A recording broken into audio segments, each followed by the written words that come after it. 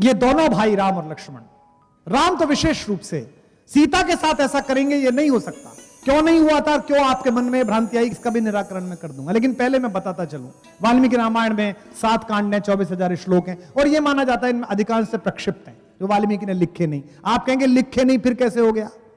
मैं 650 ऐसी कविताएं रोज व्हाट्सएप पे देखता हूं जो मेरे नाम से घूमती हैं।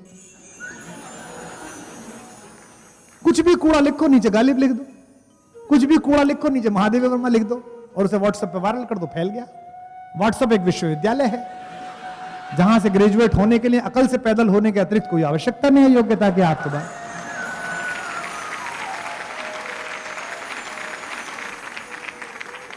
वाल्मीकि रामायण में अहिल्या से जब मिलने के लिए राम गए, और पहली बार मैंने कल भी बताया था आपको इस प्रसंग में, दोनों भाइयों ने पहला काम किया कि चरण स्पर्श किए अहिल्या के। राघवो तू सदा तस्या पादौ जगृहित, सबसे पहले चरण स्पर्श करे।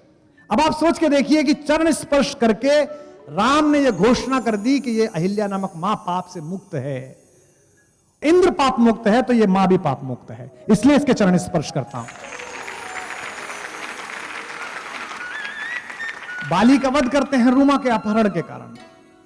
एक प्रसंग है वाल्मीकि रामायण में, जब वनगमन होने लगता है, सीता विलाप करती हैं, कहती हैं, तर्क देती हैं कि मैं राजभवन से निकलूंगी, मैं तुम्हारे मार्ग के कंकड़ पत्थर साफ करूंगी। राम बहुत समझाते हैं उनको, और जब नहीं मानती हैं तो सीता को अपने साथ ले जाने का उपक्रम करते हैं। और ऐसा कहते हुए जो श्लोक आता है, ऐसा कहते हुए जो टिप्पणी आती है, उसमें राम ये कहते हैं कि वन छोड़ो, मेरे लिए तो स्वर्ग भी तेरे साथ जाए बिना संभव नहीं है। ऐसा कहने वाला राम क्या सीता का निर्वासन कर सकता है? फिर यह हुआ क्यों? जो उत्तरकांड बाद में जोड़ा गया वाल्मीकि रामायण में, वो महर्षि वाल्मीकि की कृति ही नहीं है। राम की महिमा को भंग करने के लिए ऐसी योजना बनाई गई कि उसमें 2 बातें ऐसी जोड़ी गई, 4 बातें ऐसी जोड़ी गई, शंभूक वध से लेकर सीता परित्याग तक, जिसमें शंका पैदा हो। और उत्तरकांड पर मैं अलग से किसी दिन बोलूंगा। उत्तरकांड में ऐसी 100 बातें हैं जिनको देख के आपको पता चलेगा कि ये अलग से जुड़ा है। आप देखिएगा कि जब वनवास हो रहा है, वनगमन हो रहा है, तो सीता को राम को लाके कैकेयी ने कौपीन दिए हैं, वस्त्र। काशी में रहने वाला रेशम का कौपीन पहनता है। मरणम मंगलम यत्र विभूतिश्च विभूषणम कौपीनम यत्र कौशेयम सा काशी केन मीयते, ऐसी काशी। तो सीता के हाथ में तपस्वी का वस्त्र दिया, तो वशिष्ठ नाराज हो गए। वशिष्ठ ने कहा, वनवास राम का हुआ है, इसे क्यों दे रही हो? लेकिन जब कुटिलता छाती है तो आप चाहते हैं कि सामने वाला का और उत्पीड़न हो। तो गुरु वशिष्ठ ने फटकारा, सीता ने वस्त्र ले लिए, लेकिन सीता को पहनना नहीं आता वस्त्र। आप सोचिए, पूरी सभा है, माँ है, भाई है, बहन, सब खड़े हुए हैं, गुरु वशिष्ठ खड़े हुए, पूरा दरबार खड़ा हुआ है, और उनको वस्त्र दिए गए कि पहन ले, पहनना नहीं आता। इस पे जो अगली टिप्पणी है उस पर आप राम के समर्थन में खड़े हो कि यह अपवाद है, झूठ है जो फैलाया गया। तो उस महफिल में राम ने वो काम किया जो प्रेम करने वाला पति कर सकता है। वो स्वयं आगे बढ़े और उन्होंने सीता को अपने हाथ से वस्त्र पहनाया। तस्यास्तत् क्षिप्रमागत्य रामो धर्मव्रता वरः चीरम बबंधम सीताया कौशेयस्य ऊपरी स्वयं। सीता को स्वयं वस्त्र पहनाया। जो आदमी अपनी पत्नी के सार्वजनिक अपमान को अपनी छाती पर झेलता हो, वो अपनी पत्नी को किसी के कहने पर जंगल भेज देगा? कैसी मूर्खतापूर्ण बात है। अग्नि परीक्षा के बारे में लोग बात कहते हैं। राम ने विभीषण से कहा युद्ध जीतने के बाद कि जाओ मेरी पत्नी को नहला धुलाकर स्वच्छ वस्त्र पहनाकर लेके आओ। सीता ने कहा कि मैं बिना स्नान के पति का दर्शन करना चाहती हूँ। विभीषण ने कहा कि प्रभु ने तो आज्ञा दी है कि आप स्नान कर लें और कपड़े पहन लें। नए कपड़े दे दिए गए, पालकी मंगवा दी गई, सीता पहुंची। जब सीता को उन्होंने देखा तो उनका मुख म्लान हो गया। अब आप समझेंगे कि इतने लंबे समय के बाद राम मिले तो म्लान के मुख हो गया। राम को लगा कि इतने सुंदर वस्त्रों में, इतनी सजी संवरी अगर ये आएंगी तो लोक में इनके बारे में गलत राय जाएगी। इन्हें तो रावण की कैद में कोई दुख ही नहीं था, कोई कष्ट ही नहीं था, और यह दुख समझने के बाद समाज गलत सोचेगा। सीता ने कहा, मैंने प्रभु से, अपने पति से अनन्य प्रेम किया है, अगर क्षण भर भी मेरा मन राम से दूर हुआ हो तो अग्निदेव मेरी रक्षा करें। तो इसमें मनश्छंद एक शब्द है।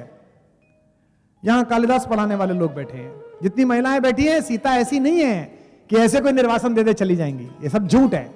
सब ये उत्तर रामायण की कथा है जो बाद के लोगों ने जोड़ी है। सीता का तो दर्प इतना बड़ा है, सीता का स्वाभिमान इतना बड़ा है कि कालिदास ने रघुवंशम में जब सीता को जंगल में छोड़ा लक्ष्मण से कहा कि बेटा इसे छोड़ के आओ, इस कहानी को बनाया उन्होंने। तो सीता से लक्ष्मण ने पूछा, बहुत देर तो खड़े रहे भाभी के सामने, फिर डरे रहे, पूछूं डांट तो नहीं देंगी। फिर लक्ष्मण ने पूछा कि मां मेरे लिए कुछ आज्ञा है?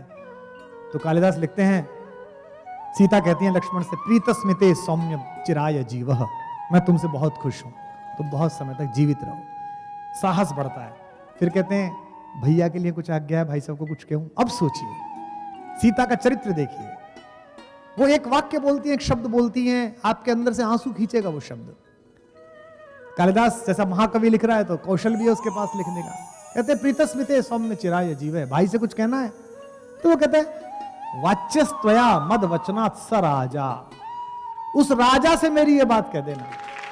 पति नहीं कहती। उत्तरकांड आप पढ़ लीजिए, वो वाल्मीकि का कथन ही नहीं है, वाल्मीकि की स्टाइल ही नहीं है। जो यहां विज्ञान ज्ञानी बैठे हों, जिनको पढ़ना है, मैं उनसे चुनौती देता हूं, वाल्मीकि रामायण पूरी पढ़िए, जहां से कहानी शुरू हुई है, जहां से झूठ शुरू हुआ है कि सीता को निर्वासन दिया गया। ये कहानी कभी नहीं थी, ये बाद में जोड़ी गई है। क्योंकि आप उत्तरकांड की भाषा पढ़िए, वो वाल्मीकि की भाषा ही नहीं है। हमारे मंचों पर कई लोग उस्तादों से गजल लिखवा के ले आती हैं, आप सबको पता है। हमारा उर्दू का एक शायर है मलिकजादा जावेद, उसका एक शेर है, उत्तरकांड पढ़ते समय मुझे वो शेर याद आता है कि जो दूसरों से कहलवा के गजल लाते हैं, जो दूसरों से कहलवा के गजल लाते हैं, ज़बां खुले तो तलफ्फुज में मात खाते हैं। और साफ दिखता है कि उत्तरकांड उनकी रचना ही नहीं है।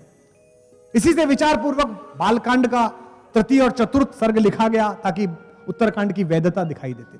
तो आज के बाद इस सभा में आपसे कोई भी पूछे कि सीता का निर्वासन हुआ, तो उससे कहना कि भाई सीता का कभी निर्वासन नहीं हुआ, क्योंकि वाल्मीकि उस समय जीवित थे जब ये कहानी लिखी। वाल्मीकि ने जीवनी लिखी है, ऑटोबायोग्राफिकल एलिमेंट है, और वाल्मीकि ने उसे समाप्त कर दिया कहां? युद्ध कांड पर। और युद्ध कांड के बाद में कहा इस प्रकार राजा ने, राम ने 11,000 वर्षों तक राज्य किया। जब एक बार बात कह दी और कथा समाप्त हुई, जोर से बोलिए। इसलिए वाल्मीकि ने योग बल से देखा, और वाल्मीकि अपने आश्रम में ही सीता को देख रहे हैं, राम मिलने आए हैं, नारद ने खुद ने कहा 11,000 वर्षों याद किया है। तो आज के बाद से इस कहानी का एक प्रसंग आप आगे से ध्यान रखेंगे, शंभूक वध और सीता का परित्याग। ये दो कहानी राम को दलित विरोधी दिखाने के लिए, आदिवासियों का विरोधी दिखाने के लिए, और राम को स्त्री विरोधी दिखाने के लिए। जिन लोगों को भारतीय संस्कृति के इस आचार विचार में आस्था नहीं थी, उन्होंने षड्यंत्र पूर्वक जोड़ी है। तो एक बात आज से मान के चलिएगा कि उत्तरकांड में जितना कुछ भी है वो राम के बारे में अपयश फैलाने के उद्देश्य से लिखा गया, उसकी शुद्धि हुई नहीं है। और यहां बैठे तमाम लोगों से मैं निवेदन करता हूं, अपने अपने धर्म गुरुओं से, अपने अपने धर्म प्रचारकों से, अपने अपने कथा करने वालों से कहिएगा कि आज के बाद से इस प्रसंग को बोलना बंद करें। झूठ आप बोल रहे हैं इसलिए जनता विश्वास कर रही है। निर्वासित अहिल्या को मां कहने वाला हमारा राम, कैकेयी जैसी मां। कल मैथिली शरण गुप्त की जयंती थी, मैथिली शरण गुप्त ने कैकेयी को पहुंचाया है जब पंचवटी में, तो कैकेयी बताती है बेटे से, होने पर बहुधा अर्धरात्रि अंधेरी, जी जी आकर करती पुकार थी मेरी, लोग कुहुकनी अपना कुहुक राम यह जागा। बेटा तुम्हें याद है जब तू छोटा था तो मेरे पास सोता था, राम से कहती है कैकेयी, लोग कुहुकनी अपना कुहुक राम यह जागा, निज मंजली मां का स्वप्न देख वे भागा, होने पर बहुधा अर्धरात्रि बहुतेरी, तुम वही राम में वही कैकेयी तेरी। राम कहते हे अम्ब तुम्हारा राम जानता है सब, इस कारण यह कुछ खेद मानता है कब। राम ने कहा कैकेयी से, 100 बार धन्य वो एक लाल की माई, जिस जननी ने है जना भरत सा भाई।